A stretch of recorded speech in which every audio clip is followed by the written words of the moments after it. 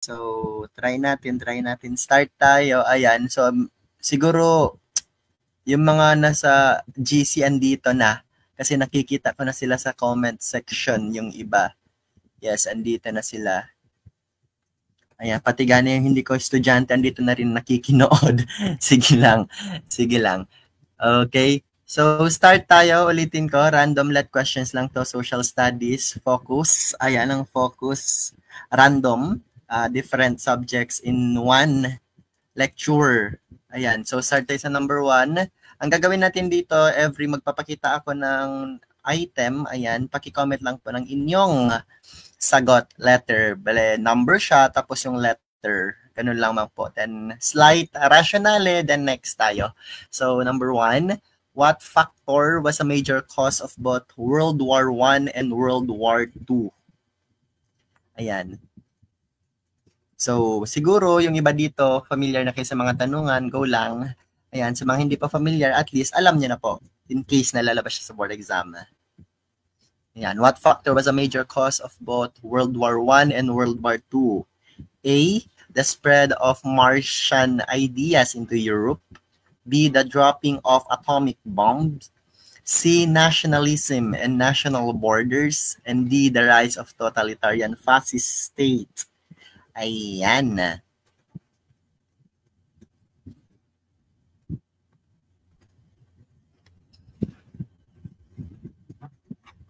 Sige, waiting ako dito sa answer niyo sa comment section.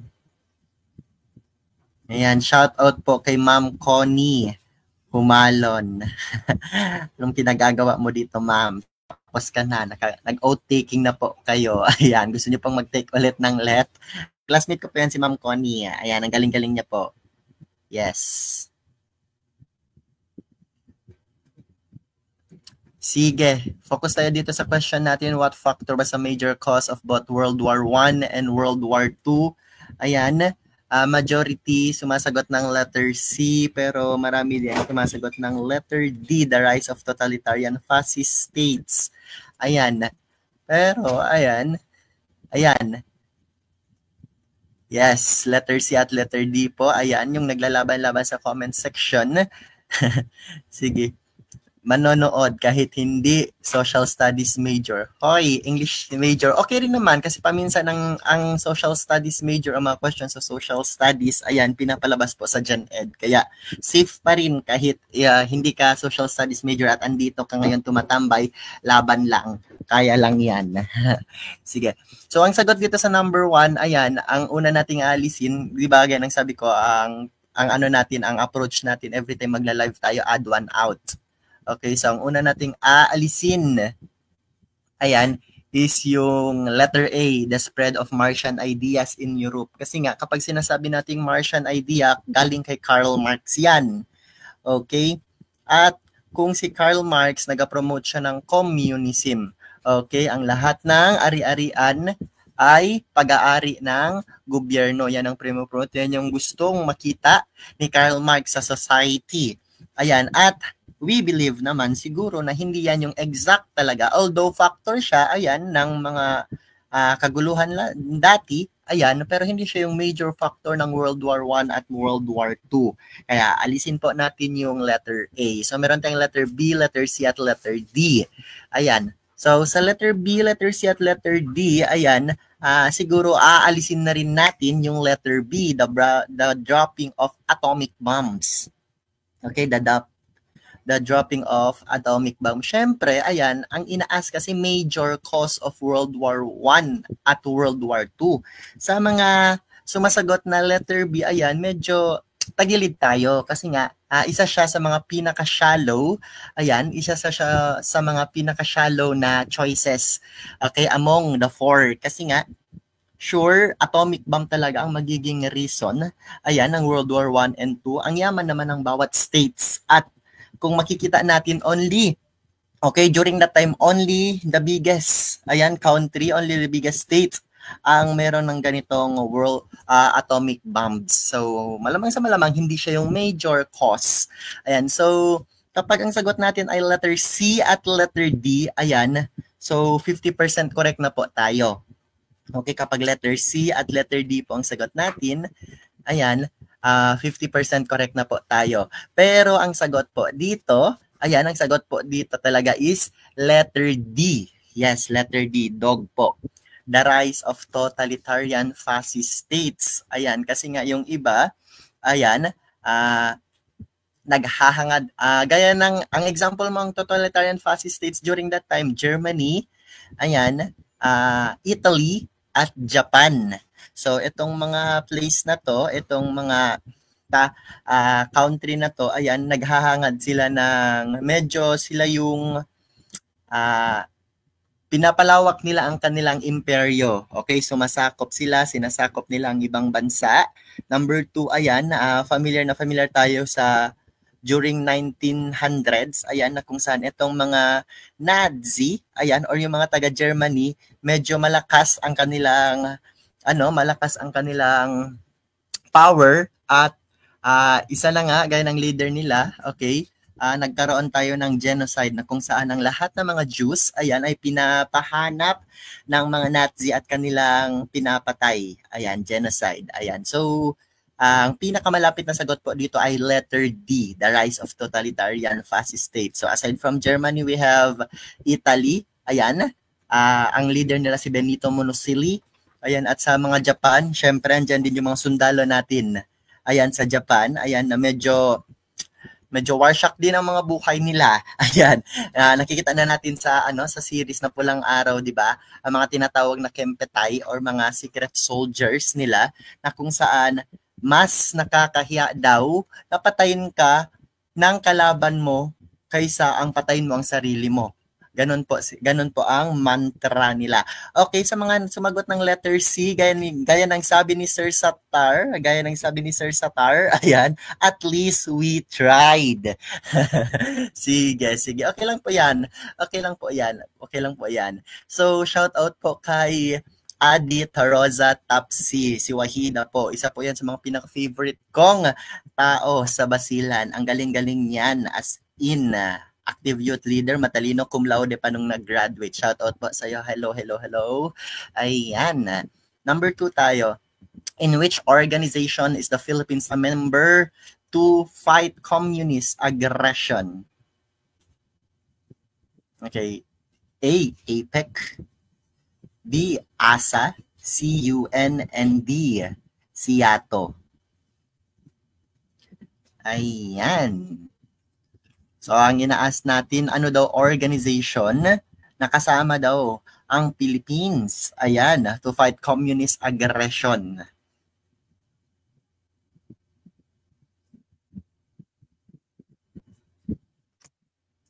Okay, anong sagot ng letter D, ang sagot ni Sir James Almario. Ayan. So, kapag sinasabi nating APEC, ano bang ibig sabihin ng APEC na yan? Anong meaning yan? APEC is all about, ayan, ang ibig sabihin ng APEC, Asia Pacific Economic Cooperation. Ulitin ko, Asia Pacific Economic Cooperation. May ASA ba? May ASA? Ayan. So far, hindi ko alam yung ASA. Ayan. So far, hindi ko alam yung ASA. Ang alam ko po, ASEAN. Okay, ang alam ko po, ASEAN. So, letter C, ayan, I believe alam yan ng lahat. United Nation. At ang letter D, ayan, SIATO. Southeast Asia Treaty Organization. Ulitin ko, Southeast Asia Treaty Organization. So, balik tayo sa tanong. In which organization is the Philippines a member to fight communist aggression? Okay, kung mache-check natin dito sa choice, sa comment section, karamihan ay sumasagot ng letter D. Ayan, marami din ang sumasagot ng letter C. Ayan. Pero, ayan, ang sagot po talaga dito ay, ayan, before natin ibigay ang sagot, syempre, add one out yung ginagawa natin. Alisin natin ang letter B. Gaya ng sabi ko, wala tayong ASA na alam. Ang alam natin, ASEAN. So, walang letter B na sagot. Meron tayong letter A, C, at D. Ang next na aalisin natin ulit ay letter A. To fight communist aggression. For short, yung mga taong anti-government. Ayan. Okay, yung ayaw na ayaw sa gobyerno. Ayan. So, lalabanan daw yan.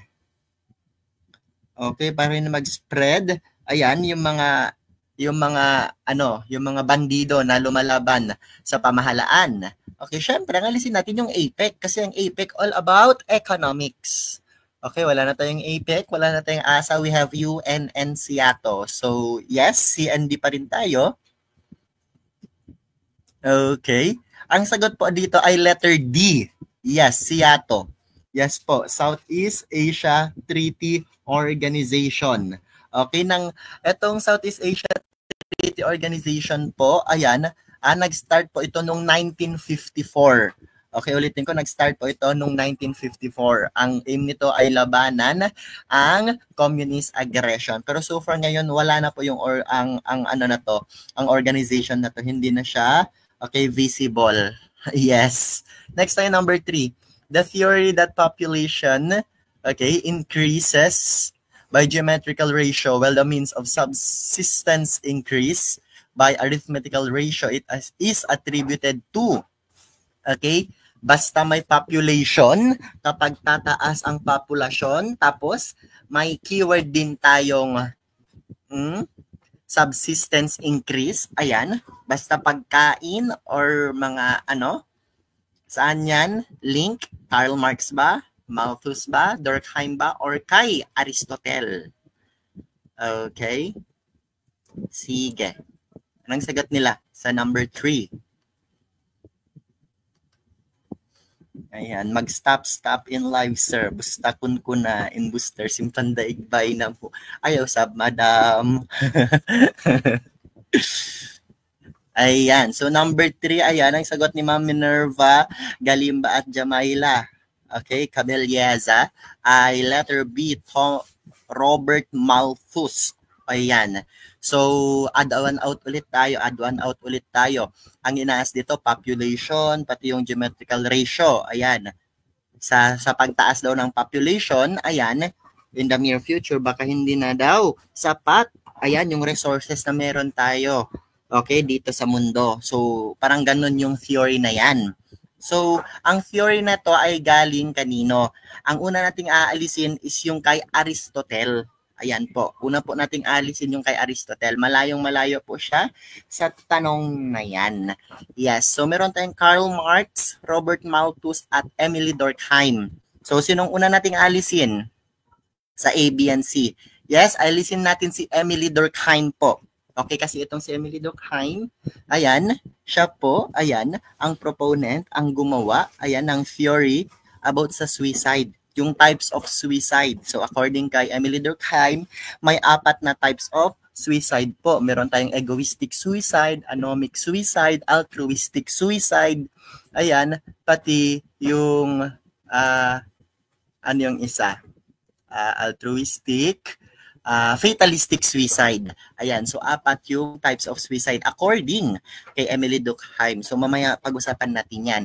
So next tayo is kay Karl Marx at Robert Malthus. Siyempre, halatang-halata na talaga ang sagot. Yes, kasi si Karl Marx focus saan ulit? Ayan, focus sa, ayan, Communist Manifesto. Ayan, Borgese, Proletariat, Lumpen Proletariat, lahat ng yan kay Karl Marx. At malayong-malayo sa inaasa tanong dahil ang sagot dito ay tama po kayo, Robert Malthus. Kasi ang inaasa number 3 ay Malthusian Theory. Ayan, very good, very good. Ayan, karamihan, majority po. Ayan, majority po ng sagot. Tama. Yes, kasi, ayan, siguro alam na nila nito. Ayan, very good. Ayan. Magandang manifestation na tama kayo lahat sa number 3. Focus tayo ngayon sa number 4. In what instance is the Filipino double standard morality shown? Ayan, siguro kahit hindi ko na-explain kung anong inaas sa tanong. Okay, kasi nga masyadong easy lang po ang inaas ng question. In what instance is the Filipino double standard morality shown? Ayan, so sociocultural anthropology naman ang tanong na to ngayon. Okay, letter A, a couple brings their sick child to the doctor, then later to the espiritista. B, ayan, young parents bring up their children in a manner different from how they were brought up. C, illiterate parents are eager to send their children to school even if they themselves did not go to school. Or D, a married man who flirts with someone else other than his wife seems acceptable, but a married woman who flirts with another man is condemned. Okay, anong sagot niyo dito? Is it A, B, C, or D? Ayan, ano bang sinasabi natin dito na double standard morality?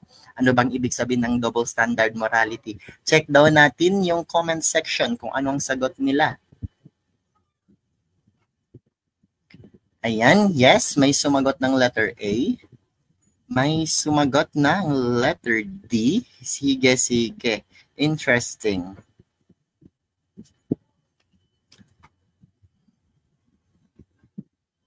Yes.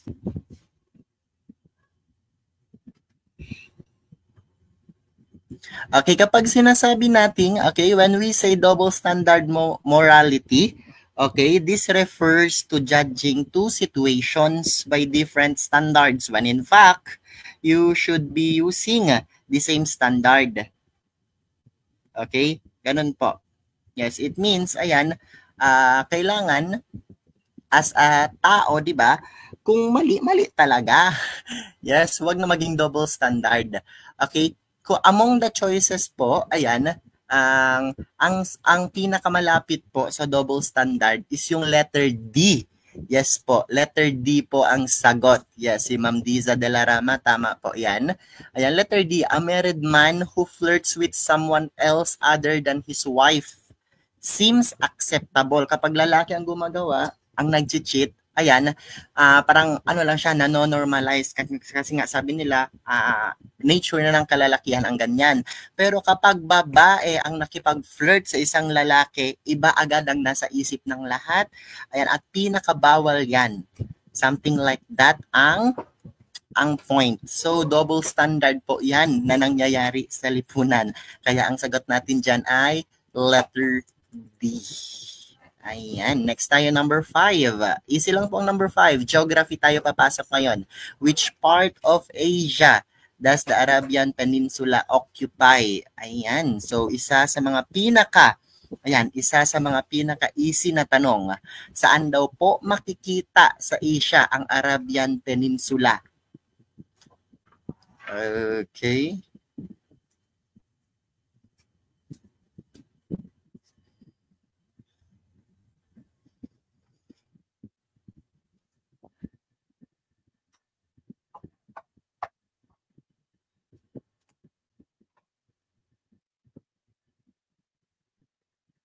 Okay.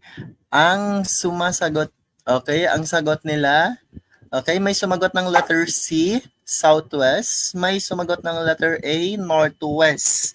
Ayan, ang inaasahan daw makikita sa Asia, ang Arabian Peninsula. Ayan. Yes. Ang sagot po, ayan, yes, majority ay tama. Ang sagot po is southwest. Yes po. Nasa southwest po. Oh yes. Nasa southwest po ang Arabian Peninsula. Hindi po siya northwest. Yes. Okay, very good. Okay, proceed tayo sa next. Ayan. Kung gusto nyo may lecture ako about sa location talaga, about geography. Siguro tatalakayin natin yan. Maybe later night, bukas sa makalawa, focus naman tayo sa geography. Kaya wag kayong mag-alala, tatalakayin natin yan lahat. Pero kung gusto nyo naman ng full-blown talaga, pangmalakasang review na 8 hours, tapos 2 days siya, okay, nagbibigay ako ng free limited slots na final coaching. Baka gusto nyong mag-enroll. Ayan, PM lang if ever. Wag kayong mag-alala. Andun po lahat ng doon na po sa final coaching, ibibigay ko na po ang lahat ng alam ko. Ayan, para kahit na andun kayo sa board exam, during majorship, parang sinasaniban na rin kayo. Something like that po ang mangyayari. Ayan, so focus po tayo sa number 6. Ayan, the important factors which have contributed to the weakness in the internalization of desirable values is the Ayan, a lack of models among the very people expected to exemplify these values. B, use of approaches which are mainly cognitive rather than affective. C, lack of follow-up system from one grade level to another. And letter D, minimum recognition and appreciation given to teachers. Ayan. Anong sagot niya dyan? Medyo malalim ang tanong natin. Ayan, kaya pag-isipan ng mabuti.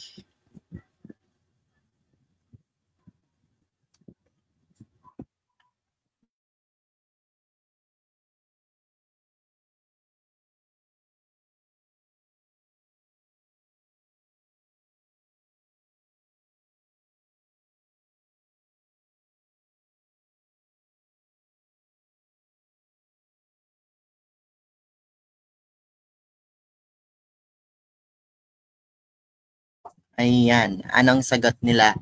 Ayan. Ano daw yung important factor? So, recognition ba dapat? Kailangan magbibigay ng recognition ng mga teacher. Ayan, para makikita natin yung desirable values. Or kailangan ba may follow-up system talaga? Kailangan minute by minute, i-check natin kung ginagawa or not. May assessment and everything, follow-up system. Ayan, or kailangan ba may approach tayo na dapat puso lang talaga? Ay, dapat isip lang ang gagamitin. More than, okay, affective type. Ayan, approach. Or kailangan may models. Saan po? Letter A, letter B, letter C, or letter D? Ano pong sagot nyo dyan? Yes po. Ayan. Yes, very good, very good. Karamihan po ng sumasagot ay letter A. Ayan, ang karamihan naman po, ayan, ay isinusumpa na ang kanilang city dahil sa hina ng signal. Okay. Yeah. Ayan, sabi ni Ma'am Nor Eliana Ahmad Jimlani, sa number 6 is letter A. Ayan. Yes po, letter A po ang sagot dyan. Ayan, kaya kung letter A rin po ang sagot mo, magbunyi ka na. Ayan, dahil straight na rin po ang iyong tama, correct answer. Very good, very good, very good. Let's proceed. Okay, to number 7. To govern is to rule, and the government rules by laws. Okay? Whose main duty is the enforcement of law? Yun po ang tinatanong dito. Ano daw po? Kaninong rule daw po ang nag-enforce ng law? Okay. Is it police department, judicial department, legislative department, or executive department?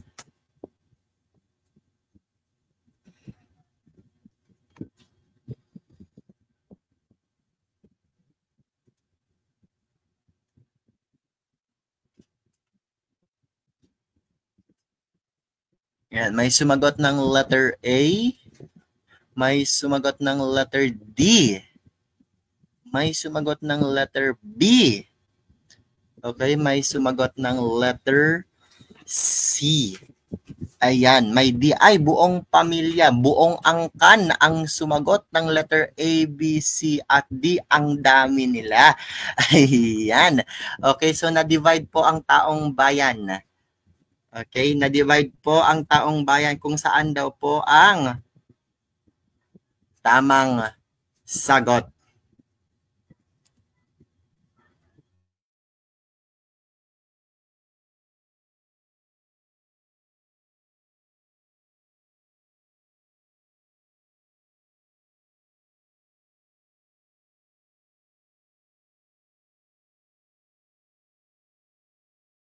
So, try nating sagutan. Sabi pa ni Ma'am Irma D. Egana, ipaglalaban. Letter D.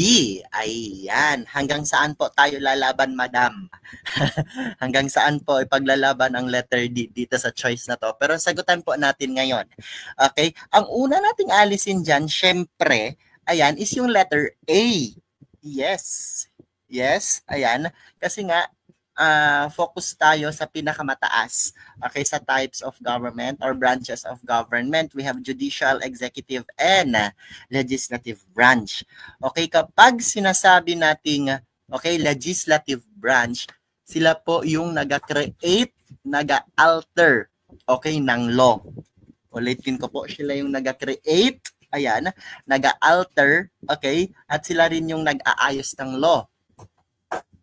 Sa legislative yan. Next po, ayan, judiciary. Ayan. Ang sagot po dito ay letter D, executive. Sila po yung nag-enforce ng law. Okay? Letter D po ang sagot dyan. Tama po si Ma'am Irma Edaga. Yes po. Perfect pong pinaglaban ninyo. Nasa tama po kayo lumaban. Dahil po ang Judiciary Department po or Judicial Department po, ayan, sila po yung nag-interpret ng law.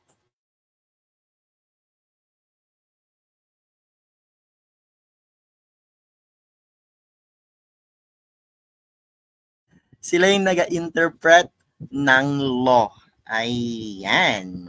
So, ang sagot dito ay letter D, Executive Department. Ayan. Kaya kung letter D ang sagot mo, ayan, magpa-fiesta ka na. Tama na naman ang iyong sagot. Sige. Focus tayo sa number 8. The term that refers to the class of Filipino who were free and independent. Ayan, we have Timawa, Maharlika, Aliping na Mamahay at Aliping sa Gigilid. Actually, ito yung klase ko kahapon sa ZBRC. Ito ang klase ko kahapon. Ayan, sa Erickson na class. Ayan. Zamboanga, sa CBRC Zamboanga. So, anong sagot dito? Hindi sila yung pinakamayaman, hindi rin sila yung pinakamahirap. Okay, nasa gitna lang sila. Okay, sabi pa nila, free men. Okay, free men ang keyword dito. Okay, ang pinakamayaman, ang pinakamataas sa social status is Maharlika. So, alisin natin ang Maharlika. Ang pinakamahirap is alipin. Ang dalawang type ng alipin, meron tayong aliping na mamahay at aliping sa gigilid. Kapag sinasabi natin aliping na mamahay, sila yung type ng alipin na may sariling bahay. Okay, pero namamasukan as alipin. Pero kapag sinasabi natin aliping sa gigilid, ayan, okay, namamasukan sila as kasambahay, as alipin, at doon na rin sila naninirahan. Kaya malamang sa malamang, hindi letter B, letter C, at letter D ang sagot. Ang sagot natin ay letter A. Very good po, letter A po ang sagot natin dyan. Next tayo, number 9. The Spanish expedition responsible for naming the archipelago Filipinas. Kanino yan? A. Magellan's expedition, B. Loarcas expedition, C. Legazpi's expedition, or letter D. Villalobos expedition. Kanino po? Okay, kanino po? Sino pong nagpangalan ng Filipinas or Las Islas Filipinas? Is it Magellan, Loarca, Legazpi, or Villalobos? Ayan, may sumagot ng letter A. May sumagot ng letter D. Ayan. Okay, nadi-divide po ang comment section. Nasa letter A at letter D po. Ayan ang kanilang mga sagot.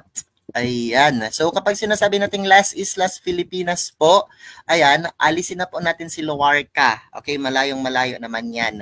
Okay, so meron tayong letter A, letter C, at letter D. Si Legazpi po, ayan, siya po yung pumunta, ayan, naglayag upang hanapin ang Pilipinas, ayan, after Magellan, pero malayo na siya after Magellan at siya po yung unang naging successful sa pag-colonize sa Pilipinas. Okay, si Legazpi, kaya po siya yung first Governor General, okay, dito sa Pilipinas. First Spanish Governor General, Legazpi po. Ayan, tumalabas din sa board exam kung kanino siya nakipagsanduguan. Okay, sa nakakaalam, kanino siya nakipagsanduguan? Yes, it's si Cantona. Okay, sa Bohol. So, dito sa tanong na to, hindi siya ang sagot. Yes, so meron na lang tayong letter A at letter D. Si Magellan at Villalobos. Ang tanong, sino ang nagbigay na pangalan ng Filipinas or Las Islas Filipinas? Yes. Ang sagot po, ayan, is Villalobos. Galing kay Villalobos po ang Las Islas Filipinas. Kasi si Magellan po, ayan, pinangalanan niya pong, okay, Archipelago of St. Lazarus, ang Pilipinas. Archipelago of St. Lazarus. Yan po ang pangalan, okay, ng Pilipinas na ibinigay ni Magellan. Okay? Hi rin po. Ayan, Ma'am Christine Lim. Ayan, ang mga beshiwap kong matatalino. Ayan, hello. Ba't andito kayo? LPT ka na, di ba? Sige. Number 10 tayo.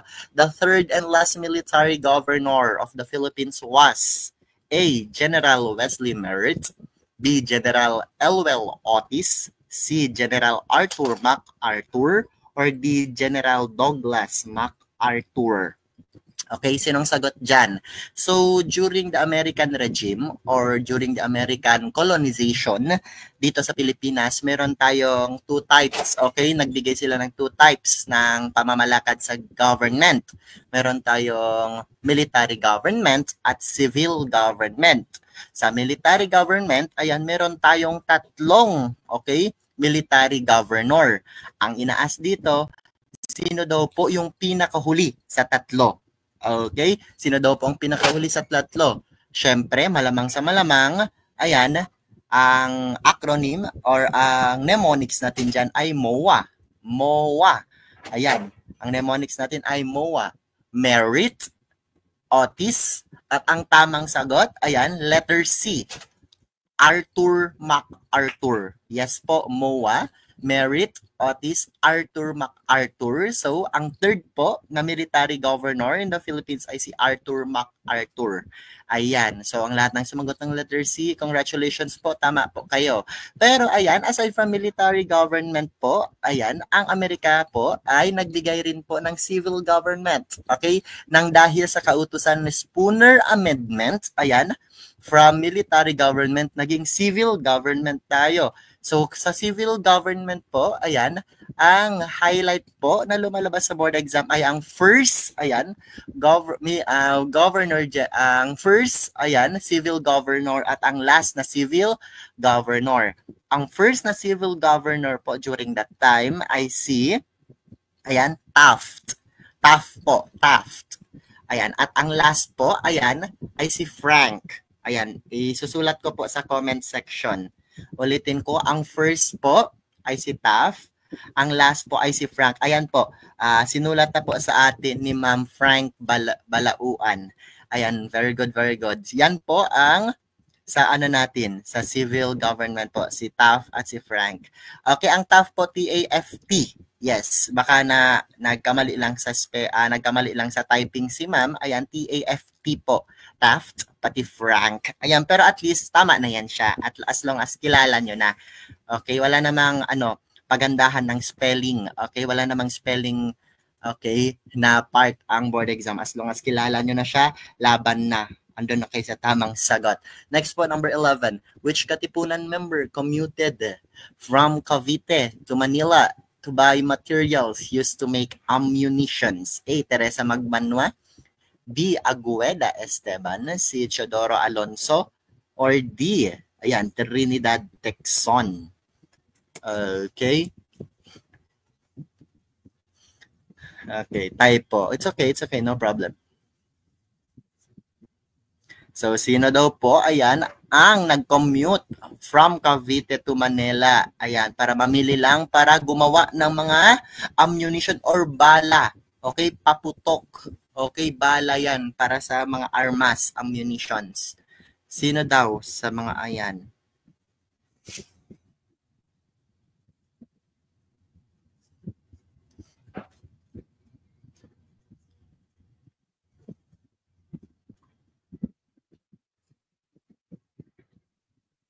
Okay? Ang sagot po dyan, ayan, before natin sasagutan, ayan, add one out tayo. Si Trinidad Texon po, ayan, pakisulat na lang po, lumalabas siya sa board exam. Ang tanong sa kanya, sino daw po ang mother o ang nanay, ang ina ng biak na bato? Okay, kapag ina ng biak na bato, that's the time po na hahanapin niyo po ang pangalan ni Trinidad Texon.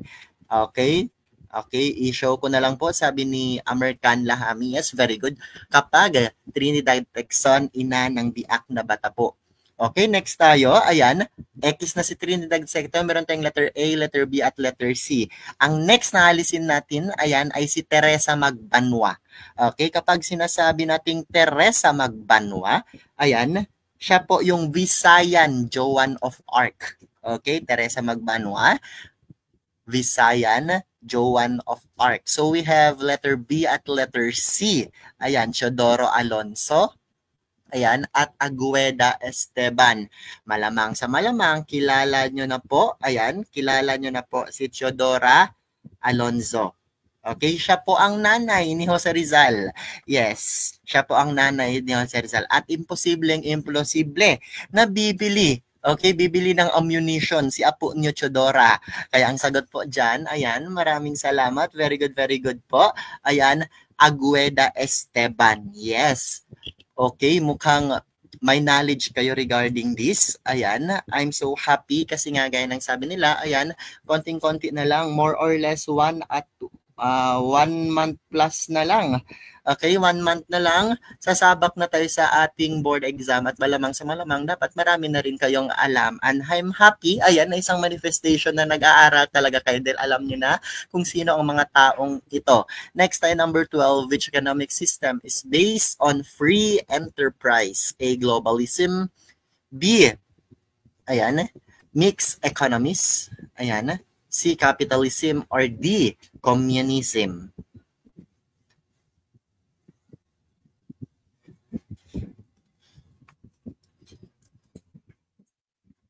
Okay.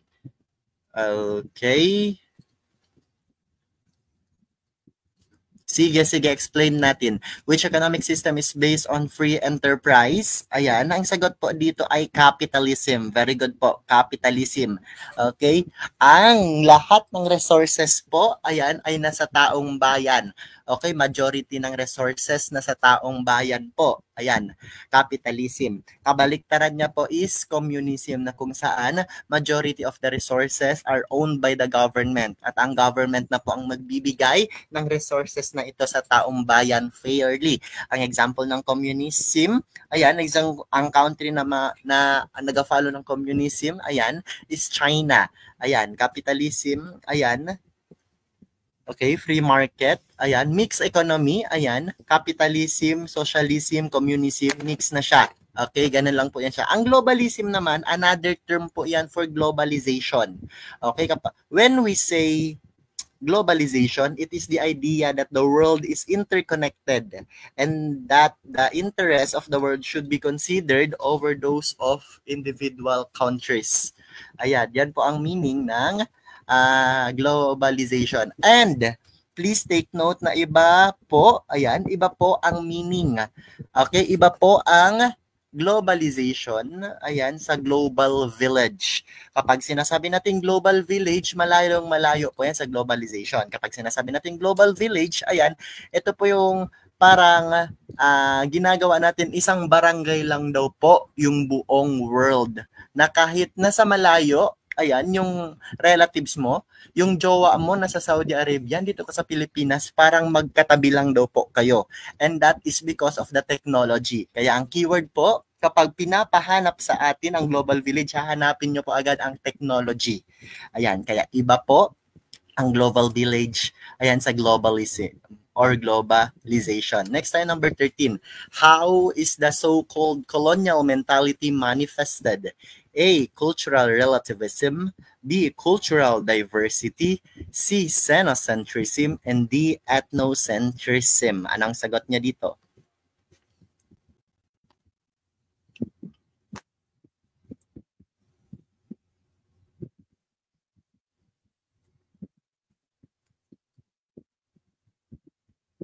Ayan. So, ang tanong na number 13 ay focus po.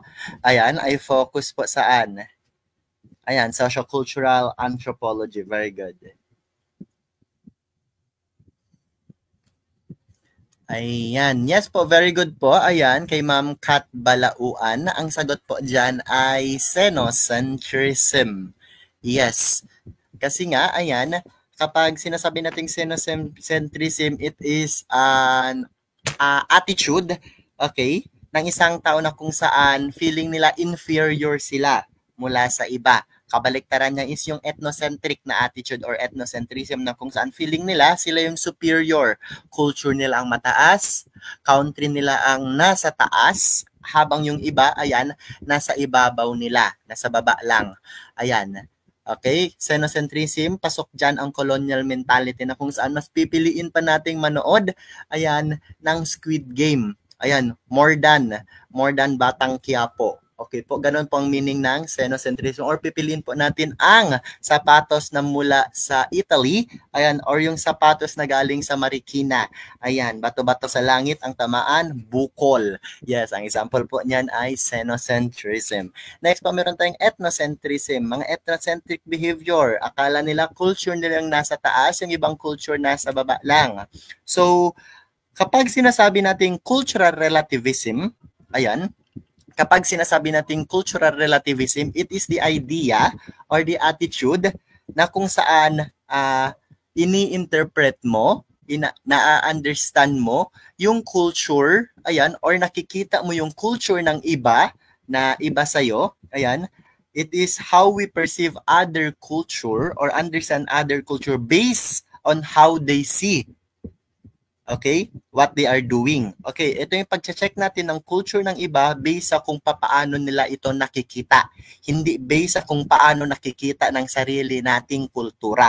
Ang ibig sabihin nun, ayan, okay, cultural relativism. Example, magbigay tayo ng example. Ako, Christian daw ako, example. So, ang pag-check ko, ayan, sa kultura ng mga Muslim, ayan, ay based sa kung paano nila ito pinaniniwalaan. Hindi sa base kung paano ko ito nakikita. Ganon po ang ibig sabihin ng cultural relativism. At malamang sa malamang, hindi sagot ang letter B kasi nga easy lang siya. Cultural diversity, ayan, ang pagkakaiba ng kultura. Okay? Next tayo. Ayan. Number 14, which is a safeguard against unfair trade practices like short weighing. Ayan. Anong sagot dito? A, total quality movement. B, consumerism. Okay. C, consumer vigilance. Or letter D, substandardization.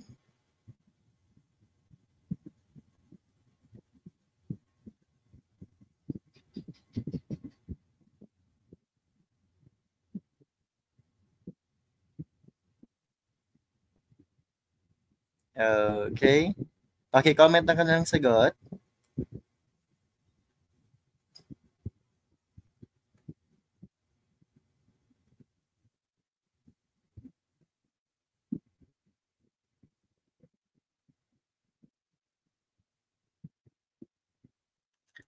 Ayan. Ulitin natin, which is a safeguard against unfair trade practices like short weighing. Ayan. Medyo nadidemonyo sila. Medyo hindi nila alam yung sagot sa number 14. Ayan. Hindi daw sila sure kaya mag-letter C na lang with crying emoji. Ayan. Try natin kung hanggang saan tayo dadalhin ng ating ng letter C. Hanggang saan tayo dadalhin ng kapag hindi alam, mag-letter C ka na lang. Sige. Okay? Kapag sinasabi natin na nagbibigay sa atin ng safeguard, okay, ang question na number 14 ay all about economics. Okay? Economics po yan siya. More likely, microeconomics. Okay? Microeconomics po yan. Okay, kapag sinasabi nating total quality movement, ayan, hindi po yan siya yung sagot. Yes po, hindi po natin dapat isagot ang total quality movement kasi ang key point natin, ang keyword natin sa tanong is safeguard, okay, against unfair trade practices. Kapag sinasabi natin kasing total quality movement, ito yung philosophy na sa economics na kung saan ang product ay continuous ang improvement ng quality. Okay? It is a management philosophy that aims to improve the quality of products and services through continuous improvement. So malayong-malayo po ang definition ng total quality movement. Ayan, sa sa tinatanong. So, letter B, letter C, at letter D. So, yung mga sumagot ng letter C na pachamba dyan, safe na pa tayo. Safe pa tayo. Ayan. Kapag sinasabi naman nating substandardization, okay. Wait lang.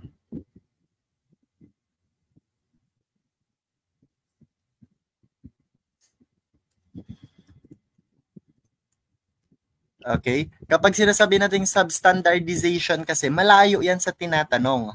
Okay? Kapag sinasabi kasi nating substandard, ayan, something it is below satisfactory. Okay? Mas malayo na talaga sa question. So, meron tayong consumerism at consumer vigilance. Ayan, sa tingin nyo ba, tama bang letter C?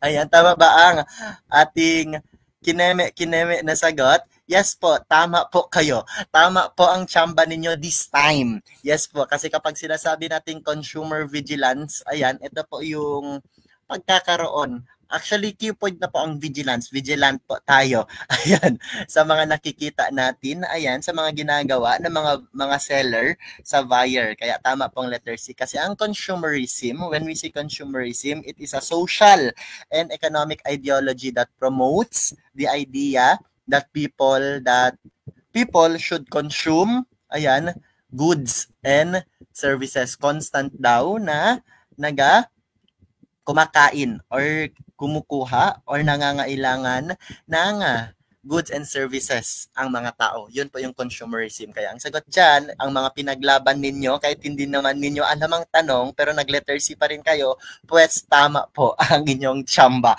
Kasi consumer vigilance po ang sagot dyan. Next tayo, number 15. Ayan. If the 7 continents were arranged from largest to smallest, in which order does Australia fall? A, 4th, B, 5th, C, 6, and D, 7. Ayan, okay lang kahit nangangapa, ayan, sa number 14 na tanong, at least next time, ayan, alam nyo na po, ayan, yung sagot. Ay nako, si ma'am, ayan, may nag-comment na number 17 na siya. Ma'am, bakit number 17 ka na ma'am? Number 15 pa lang kami. Advance siguro. Ayan, nag-time machine ka ba? Sige. Kaya anong sagot dyan? Number 15. Ayan. Okay. I-check daw natin ano daw ang pinakamalaki. Ayan, na continent. Yes, very good. Ang pinakamalaki is Yes. Asia. Yes, Asia po. To be followed by Africa. Yes, to be followed by Africa. Next po, North America. Next, South America. After that, Antarctica. And then Europe. At last one po, which is the correct answer, number 7 po, Australia. Ayan, kaya tama na naman po. Ayan, tama na naman po ang karamihan. Ayan, eto namumuro na to si Sir Amir Khan Lahami. Kanina pa tama ang sagot niya. Ayan, praying sir, ayan, na mataas ang rating natin. Or, ayan, top notcher ang ating Lodi Cakes na si Amir Khan Lahami. Ayan, very good, sir. Next po tayo, ayan. Ang sagot po dyan, ayan, letter D. Ika-7 po. Ulitin po natin. Ayan, magsisimula siya sa Asia, Africa, North America, South America, ayan, Antarctica, Europe, at Asia. Ayan, very good. Ma'am Kat Balaulan. Ayan, hindi rin siya magpapatalo. Ayan. So next po tayo, number 16.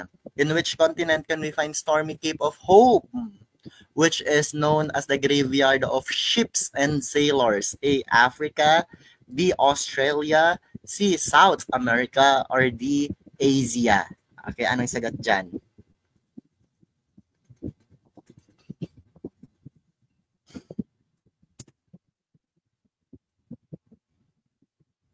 Ayan, ang sagot ni Ma'am Remelin Navarrete Rondina, letter C.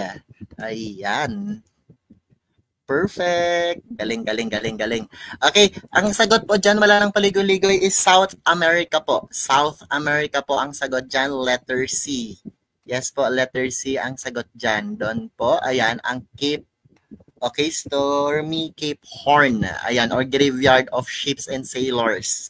Ayan, next tayo, number 17. Which led to the creation of Pakistan as a nation in 1947. Okay, ito ay religious difference between what? A, Hindus and Christian, B, Christians and Muslims, C, Hindus and Buddhists, or D, Hindus and Muslims. Okay, paulit-ulit na lang itong tinatanong.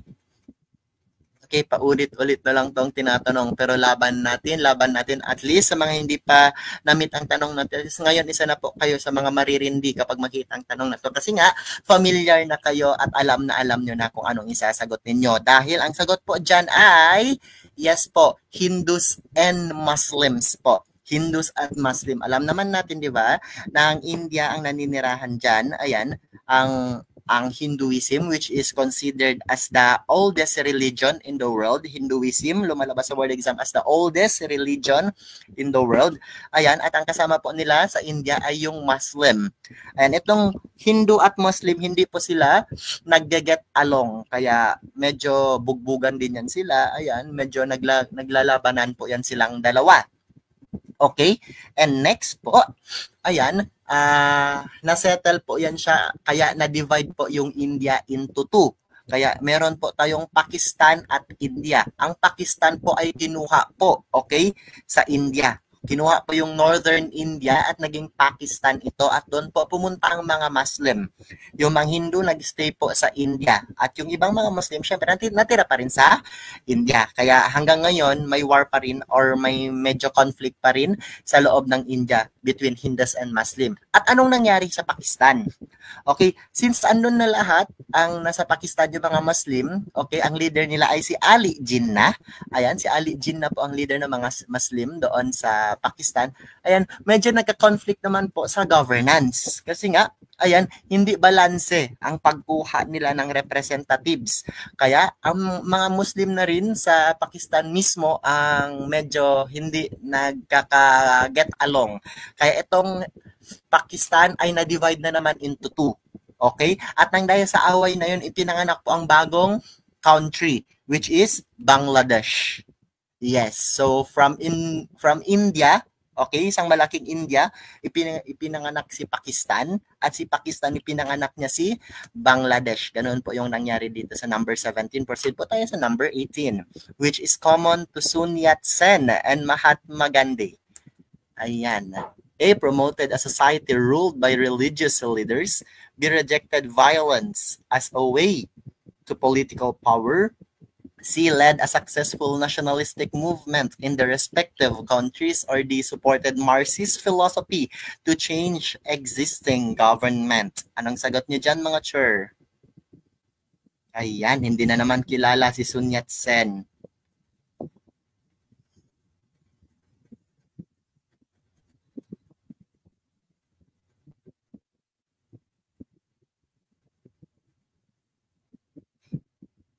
Okay?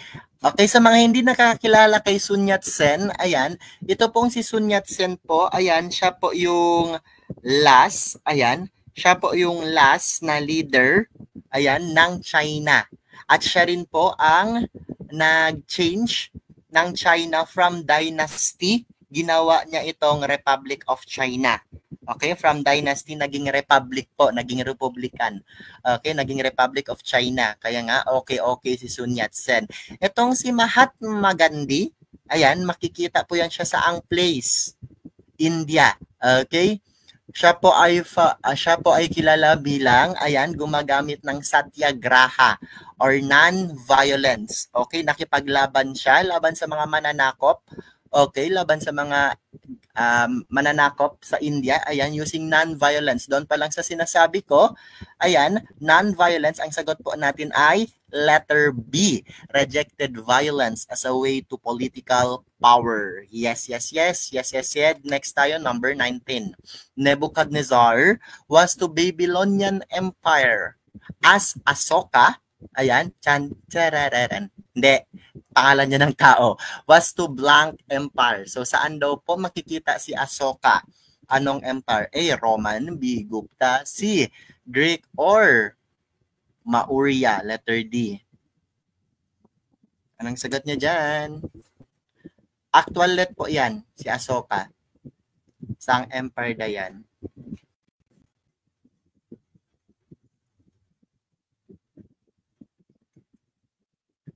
Si Ashoka the Great. Ayan.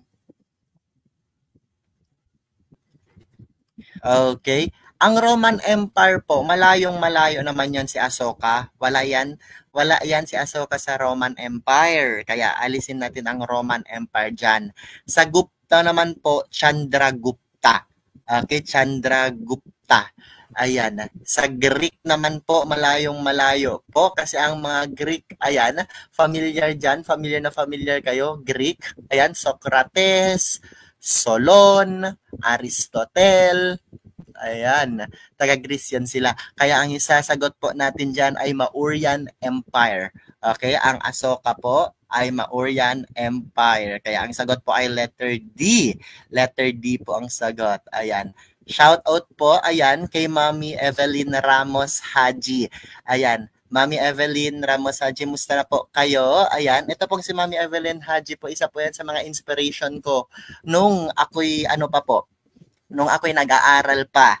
Ayan, kasi siya sa mga mami-mami ko sa loob ng room. Ayan, siya po ay inspiration ko. Ayan, shoutout po sa iyo, Mami Evelyn. Sana po kayo ngayon. Miss na po kita.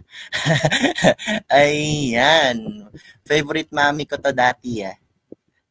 Yes. Kasama ko rin po. Matalino po ito. Yes. BS Ed Major in Filipino. Number 20 tayo, everyone. With the opposition of the parity rights in mind, who does not belong to the group? We have Claro M. Recto, B. Jose P. Laurel, C. Manuel Rojas, and D. Pedro Taruk. Okay, anong sagot nyo dyan? Okay, just like number 19, ang number 20, actual let din po yan. Kinapi-paste lang natin at medyo inayos lang yung tanong. Pero same still, ayan, tinatanong pa rin ng choices, yan pa rin. Ayan, sa board exam.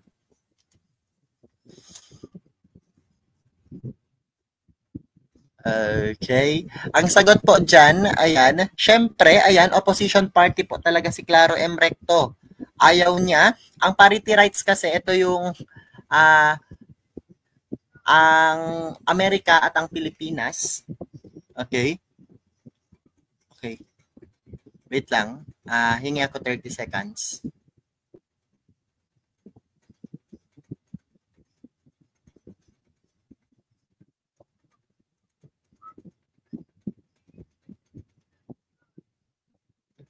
Ayan, okay na. Okay. Okay. Ulit tayo. Ang sagot po dito, ayan, add one out tayo. Ang parity rights. Start po muna kayo. Anong meaning ng parity rights? Itong parity rights kasi guys, ito yung law, ayan, o batas na ginawa ng Amerika na kung saan ang Amerika at ang Pilipinas ay may pantay na karapatan sa paggamit ng resources. Okay, dito sa Pilipinas. Kung anong makikitang resources dito sa Pilipinas, pantay po ang karapatan ng Amerika at ng Pilipinas. Ang ibig sabihin niyan ay parity rights. Ang tatlo sa mga choices ay lumalaban. Okay, lumalaban sa parity rights except daw sa isa. Okay, Claro M. Recto, alam naman natin ayaw niya sa mga Amerikano. Okay, Claro M. Recto, ayan, kaya siya tinawag na Great Dissenter. Jose P. Laurel, malamang sa malamang, ayaw niya sa Amerikano. Kasi nga, ayan, pro-Japanese yan si Jose P. Laurel. Okay, mas naniniwala siya na kapwa Asia ang magtutulungan, hindi yung malayo ang place. Yan ang sinabi ni Jose P. Laurel. Next tayo, ayan, Manuel Rojas at Pedro Taruk. Okay, sinong sagot dyan? Ayan. Yes, very good, very good. Ang sagot po dyan ay si Manuel Rojas, ang presidente natin si Manuel Rojas. Familiar na familiar po tayo. Dapat si Manuel Rojas po, ayan, hindi po, ayan, pabor na pabor po siya, ayan, sa parity rights. Hindi po siya katulad ng tatlo. Ayan, okay lang po sa kanya ang mag-share tayo with other place. Ayan, number 21, when the Filipino reformers asked for the assimilation of Philippines by Spain, what did they ask for? For the Philippines to blank. A, become independent from Spain. B, become a province of Spain. C, be independent from Spain with certain conditions. D, be represented in the Spanish Cortes. Anong sagot po? Ito mga Filipino reformists, ayan, ito yung mga mga gusto ng pagbabago sa Pilipinas. Okay, during that time. Okay, yung mga most of the time, ayan, karamihan sa mga reformists po or mga naging reforma, and sila po yung mga nakapag-aral sa ibang bansa or mas kilala sa tinatawag nating ilustrados. Ayan. Kaya anong sagot nyo dyan? Okay? Independent from Spain, hindi naman yan pinaglaban ng ilustrados. Okay? Be independent from Spain with certain condition, may condition. Ayan, A at C parang same lang. Kaya X natin. Ang sagot dyan, it's either B or D.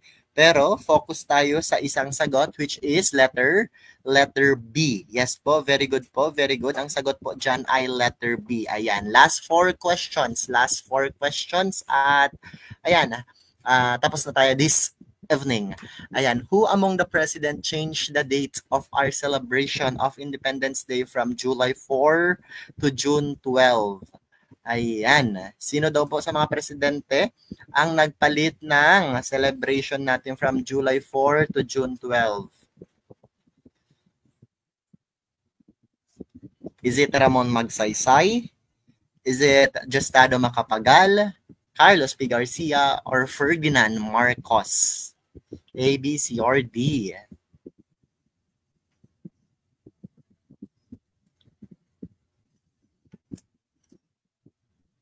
Yes, very good po. Ayan, may sumasagot ng letter A, may sumasagot ng letter B. Ayan, medyo nahilo ang taong bayan kung sino nga ba talaga ang nag-change ng date. Ayan, ng Independence Day natin.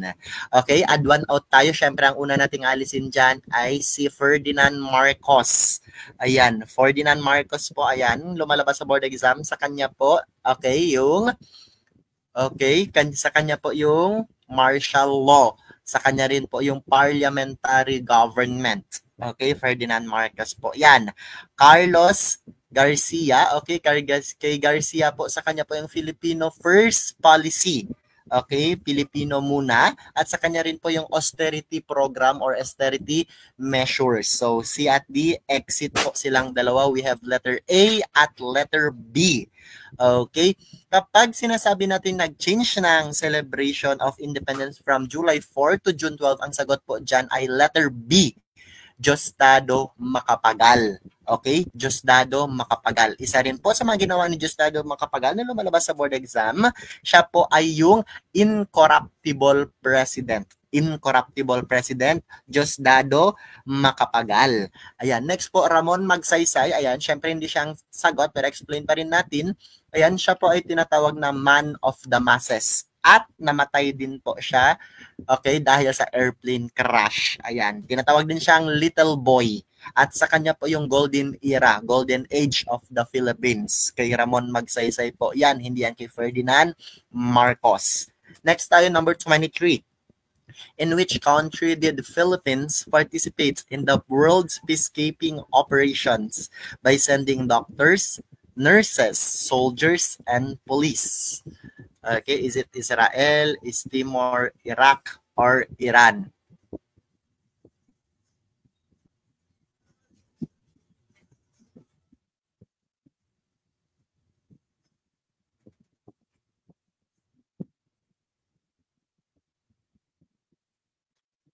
Kaya anong sagot niya dito sa number 23?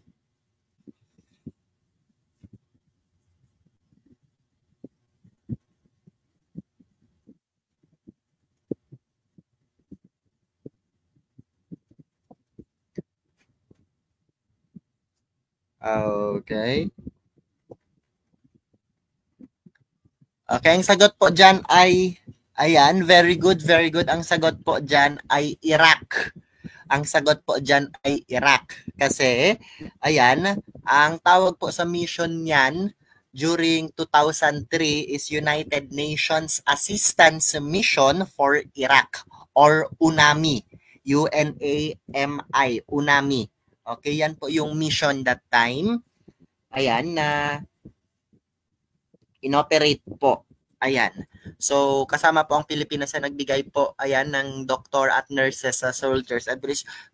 Yes po, yan po ang sagot, Iraq. Number 24, in which poem did Rizal write about offering one's life for one's country? Ayan, pinaka-simpleng tanong so far this night. Ayan. In which poem did Rizal write about offering one's life for one's country? A. A La Juventud Filipina. B. Song of Maria Clara.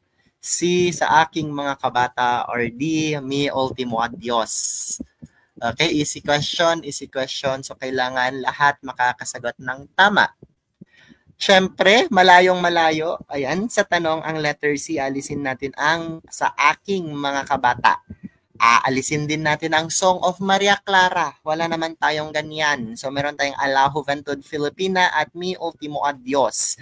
Okay, ang inaas sa tanong. Okay, ang inaas sa question. Okay, offering one's life for one's country. Okay, syempre malayong-malayo ang A La Juventud Filipina dyan kasi ang A La Juventud Filipina, sinulat po yan ni Rizal nung nag-aaral pa lang po siya. Yan po ang first crowning glory niya. Kaya ang sagot dyan ay Mi Ultimo Adios. Very good, very good. The next tayo, number 25 and the last number na meron tayo tonight.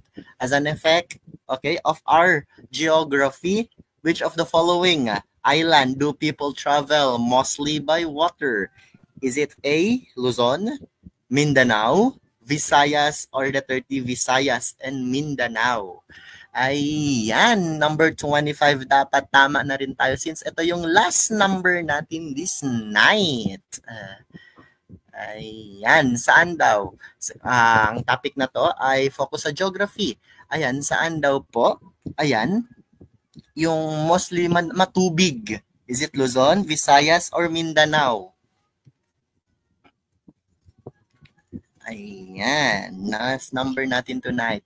Yes. Ang sagot po natin dyan, ayan, ay letter C. Yes po, letter C po ang sagot natin mga sir. It's Visayas. Alam naman natin, di ba? Ayan, ang Luzon, isang malaking island. Ang Mindanao, isang malaking island, and thus hindi na kailangan mag-travel mostly by water. Kaya ang isasagot po natin dyan ay Visayas. Kasi ang Luzon at Mindanao, ayan, malaking lupa. Ang Visayas lang po yung parang nadi-divide po siya. Okay? Kaya ang sagot dyan ay letter C po, hindi letter D. Ayan. At yan po ang ating 25 free lecture this night. Ayan. Maraming salamat po sa ating mga viewers this night. Ayan. Sige. Thank you. Ayan. Sa mga nag-participate ay nag-stay sa ating 1 hour, mahigit 1 hour na free review ngayong gabi. So asahan po natin, ayan, kapag ako'y sasaniban na naman, either bukas sa Makalawa or kahit kailan man yan, magbibigay pa rin po tayo. Always parati ng free live para marami po ang makakapasa ng board exam this coming March. Ayan, sa mga gustong mag-avail po ng ating private, group, para sa ating final coaching, syempre, dyan ko ibubuhos ang lahat ng aking makakaya, just PM me po kung gusto nyong i-avail ito. Huwag kayong mag-alala, hindi naman tayo presyong Amerika. Pang lang naman yun siya. Kayang-kaya po yan ng bulsa. At hindi po siya humahabot ng milyones. So that's up for tonight. Muli pa ako po si Uzair Amang. Maraming salamat po. Hanggang sa muli. Bye-bye!